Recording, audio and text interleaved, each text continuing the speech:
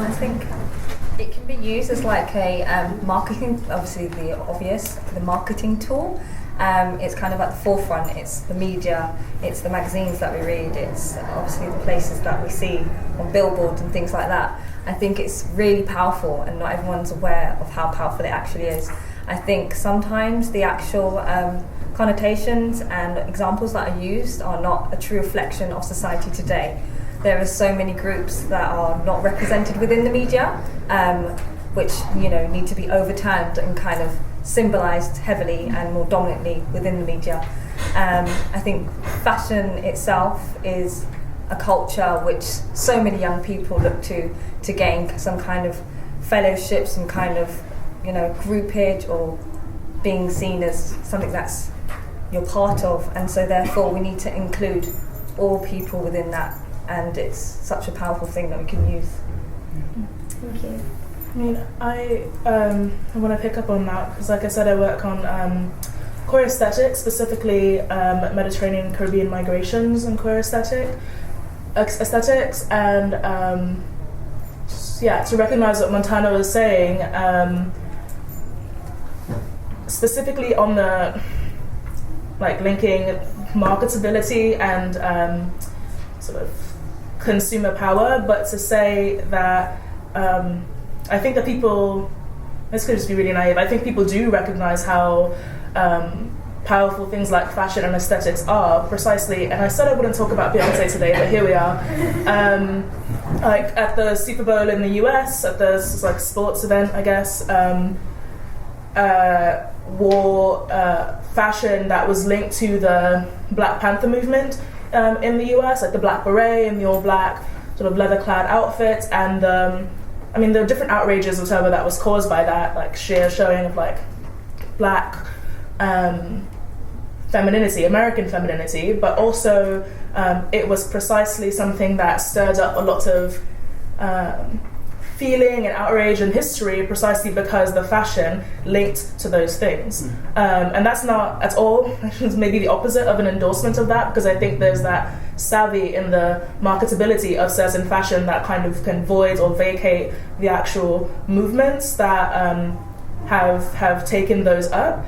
But to also say that sometimes I see the mainstream fashion industry, and I think it definitely recognizes the power of marginalized people, because it specifically co-opts those senses of fashion and that desire for fellowship and community, and then makes it something that someone can wear. It makes it so that white people think it's now hip to wear a bindi, when people who are wearing them have been whose culture it belongs have been ostracized, marked as foreign for that same amount of time. Do you know what I mean? So just wanted that to be reflected.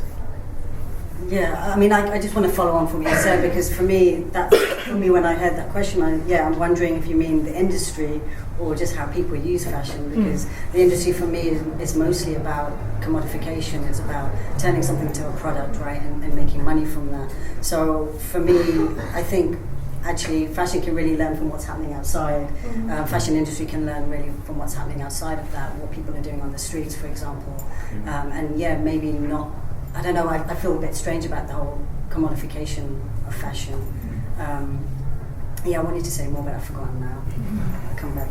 Yeah, so I'll then go on from there and then move on to I guess the less industry-based answer. I think what we've been seeing at the moment, and that might even be why this event exists, is this new hip quirky thing that oh my god, look at androgyny, let's look at beyond the binary stuff, let's look at all these trans folk, and it's been commodified into these white androgynous, not even trans identifying models on these big borders, on these big billboards, showing a transness that isn't mine and a transness that isn't the folks I know. And I think that's the danger of the industry, is that they find something that's pop and find something that's on the cutting edge at the moment, and we see it plastered everywhere. But we see it plastered in a way that doesn't reflect my body, doesn't reflect my other queer black bodies with me. And then you see something, but then it's that flip, because the Jaden Smith advert comes out, and I was cautious about mentioning Jaden today because I don't really have all my feels out on it yet, except I had a response from a student that I was working with in a youth group in America that saw the advertisement. And this is the whole thing, we talk about commodification,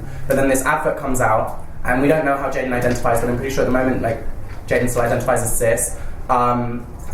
and is cis, and I get this message from a 14-year-old young black kid that I was teaching in the summer saying, "Oh my God, Travis, did you see Jaden's advert? That's us, that's us, that's us." Capital letters, send email, right? And this kid is never that excited. Like, well, he wasn't in my class. And I think that that's like a real thing, right? So like fashion does have this power when they show something that's authentic and maybe doesn't feel like that. But also then the flip side is that none of these billboards, none of these advertisements affect how I can walk down the street. Exactly. So like, and actually like when I don't want to talk about industry, I want to talk about like how fashion has like powered me and like empowered me to break those binaries. Like sometimes those stairs on the tube, those stairs in like the streets are that, like they're horrible and they're awful, but sometimes when I'm with my clique or if I'm just feeling powerful myself, I stand there, I'm like, I'm breaking all your binary views just by existing right now in this cheap Missy Empire dress. So like, fuck that, like that's breaking the binary, right?